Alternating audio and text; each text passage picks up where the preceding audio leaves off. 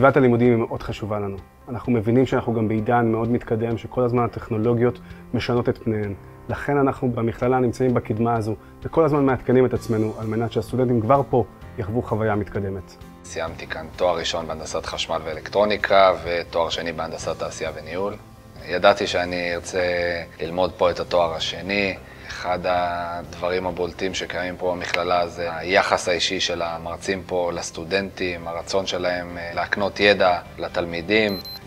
הנדסה כימית היא הנדסת תהליך, ואנחנו בעצם צריכים להעביר את הסטודנט מרמת המולקולה אל המוצר הסופי. הסטודנטים שלנו עוסקים במגוון מאוד רחב של תהליכים ותעשיות, מהתעשייה הכימית הקלאסית, תעשיית המזון, הפלסטיקה, איכות הסביבה, מים, אנרגיה ועוד נושאים רבים. בסקרים שאנחנו עושים במכללה אפשר לראות את הציון מצד הסטודנט דווקא בהקשר המחשובי או בהקשר של מערכות מידע. אם זה בנושא תקשורת, אם זה בנושא איכות של המעבדות ואם זה בנושא איכות השירותים שאנחנו נותנים לסטודנטים, רוחבי.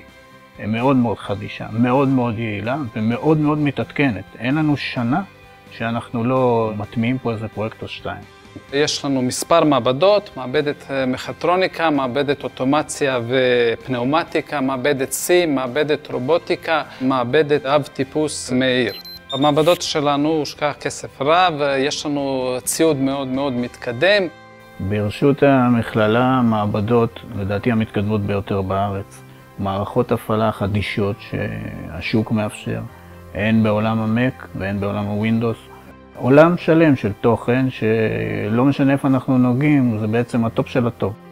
סטודנט להנדסה כימית חייב להיחשף לתהליכים ולציוד הכי חדשני שיש, וכזה שמדמה את התהליכים בתעשייה. ולכן יש לנו ציודים רבים במעבדה שחושפים את הסטודנט לכל אלו, והוא יכול ממש לעבוד בסביבת הלימודים בדיוק כמו הסביבה שהוא יעבוד בתעשייה אחר כך. אחד מהמטרות הכי חשובות עבורנו זה לא להכשיר את המהנדסים לעבוד בתור מפעילים, אלא ללמוד איך לתכנת את המערכת שלמה. בסופו של דבר, כל שיתופי הפעולה האלה שיש לנו עם התעשייה וסביבת הלימודים התומכת הזו, מאפשרת לסטודנט ללמוד בהנאה ולהצליח בהמשך.